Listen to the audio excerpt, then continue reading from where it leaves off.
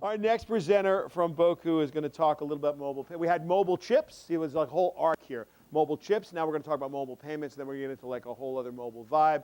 Let's give it up for Ray. Ray from Boku. Yeah. Thanks very much, Shelly.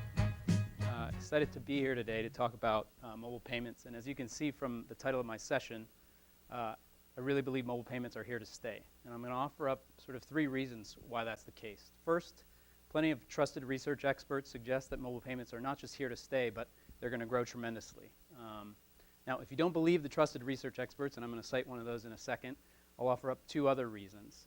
The first is that mobile payments are already here, and they're already here in a big way and solving problems for people like you and I, making payment easier, faster, more convenient.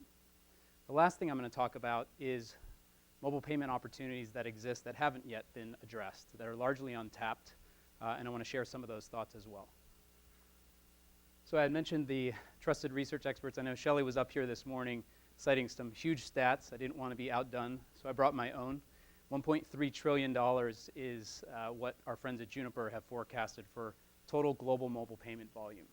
Now that's a projection for 2017, but certainly they believe that mobile payments are here to stay. I think it's worth asking the question, what does mobile payments actually refer to? I live and breathe this stuff every day. I know that some of you might do as well, or might as well, but many of you do not. So I thought it would be helpful to go through some of the different use cases. So first thing is, one type of mobile payment allows you to accept payments using your phone. Folks like Square have popularized this. You can do it with a dongle. In some cases you can do it with an app, but nonetheless, you can collect payments using your phone. Second type of mobile payments is what's called P2P or peer-to-peer. You can use the PayPal app to send money to a friend. Other companies like Venmo have also popularized this. A third type of mobile payments is a service that Boku's developed, which allows you to make payments online. And in our case, the way our service works is you put your phone number in, and the charges appear on your cell phone at the end of the month, cell phone bill at the end of the month. And last but not least, there's the world of offline mobile payments, or mobile payments in the real world. And this is probably when, I talk about mobile payments, is probably the area that came to mind for most of you. And it is the area that I'm going to drill into a bit more today. So within the world of offline, there's lots and lots of companies who are trying to revolutionize the way payments are done at the point of sale. And I've included, always some of the examples that whether it's Starbucks, Google, Square, PayPal, ISIS. Again, I think this is probably the area that comes to mind when you think of mobile payments. Believe it or not, it's not what I want to talk about today. I want to talk about another area of offline payments, and offline payments, again, in the real world, on the go. I've titled this sort of on-the-go, unassisted mobile payments, and 3 different scenarios that I've highlighted here. So think about paying for parking, think about a vending machine, think about paying for a bus ticket or a train ticket. It's worth calling out what the problem is today with these types of machines and these types of services. I think for merchants in the payments world, we always talk about merchants on one side, consumers on the other. For merchants, it's the cost. It's hard to equip machines to accept change, to replenish change, to build the functionality to accept credit cards. And for folks like you and I think the real problem is it's inconvenient. So if you don't have cash, if you don't have a credit card, or if the machine doesn't accept the credit card that's in your pocket, you're simply out of luck.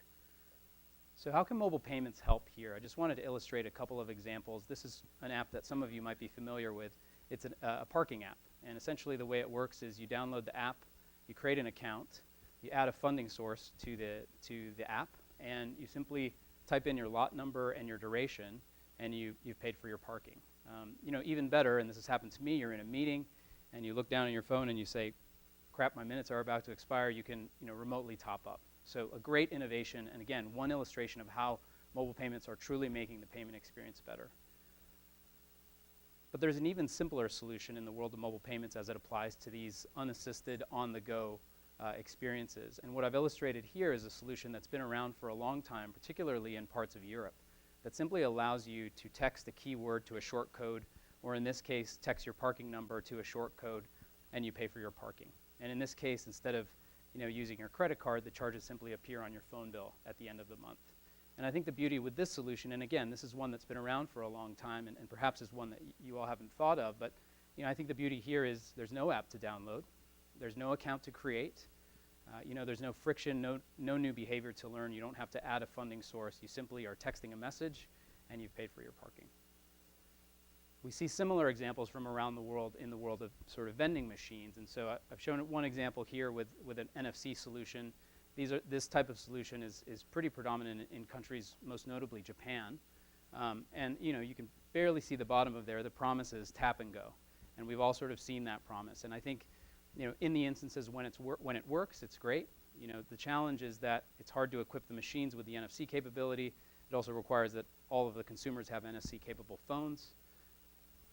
There's a similar analog to the parking situation, which is using text-to-pay functionality to do this. And this is an example from Sweden, where all the consumer simply has to do is, again, comprise a text message, sending a keyword to a short code, and they can get the bag of chips that they're looking to feast on.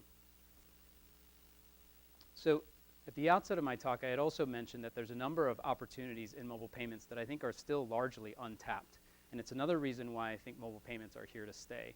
And I want to think about that now in the context of offline media, whether that's a TV ad, even a radio ad, certainly a print. I've included some magazines here with a business reply card, or even a billboard. And if you think about the ways that advertisers and publishers try to drive immediate action, I would argue that those methods are challenged today. So whether that's a phone number or a website, or asking a consumer to scan a QR code, I think there's something that still is left to be desired in the experience. And I think what that is the fact that it's hard to make this stuff really immediately actionable. Again, think about the methods that exist today, whether it's a phone number, a URL. It's hard to make it immediately actionable. And for folks like you and I, it's inconvenient. It takes too long, especially in a world where folks are looking for immediate gratification. So how can mobile payments help in this situation? So this is one example. This is digital, but you can imagine it being applied in a print setting pretty easily. This is an example that was announced a couple weeks ago by MasterCard in conjunction with Wired magazine. And essentially how this solution works is, again, this is a digital publication. The consumer simply hits that little orange icon that says shop this, and they're immediately taken to a website where they can see the product and purchase it there on the spot. Again, this is a digital application and brand new, sort of probably 2 to 3 weeks old, but you can imagine the application in an offline media environment as well, where a consumer simply is scanning something and immediately taken to a website where they can make the purchase on their phone. And you probably guessed the pattern by now. I want to illustrate how text-to-pay functionality can also be applied in this situation. And again, the intent here is to make the advertising immediately actionable in the instances where you want to do that. So in this case, I've shown a cover of a magazine where there's a simple instruction that says text mag sub to 43872, and the consumer then confirms the payment by simply replying Y. They're driven to a mobile web URL, and they complete the registration right then and there. So again, I think, a technology that's been around for a long time, but can be applied in a new way to solve real problems for advertisers, publishers, and for folks like you and I.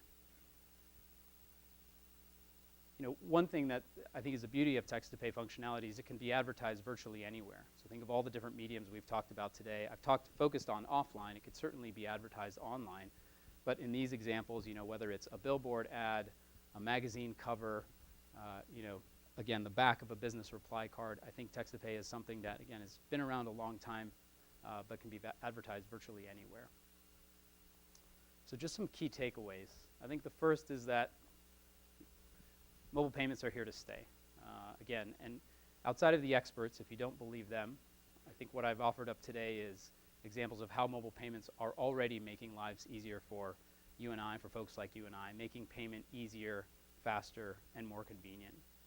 And last but not least, I think a final reason why mobile payments are here to stay is that there's new innovative applications of mobile payments, and while we may have not have imagined all of them today, it's possible that the innovative new thing that we haven't quite thought of is the way that we'll solve a problem, but it's also possible that ways that we solve the opportunities are reusing simple technologies such as sending a text message.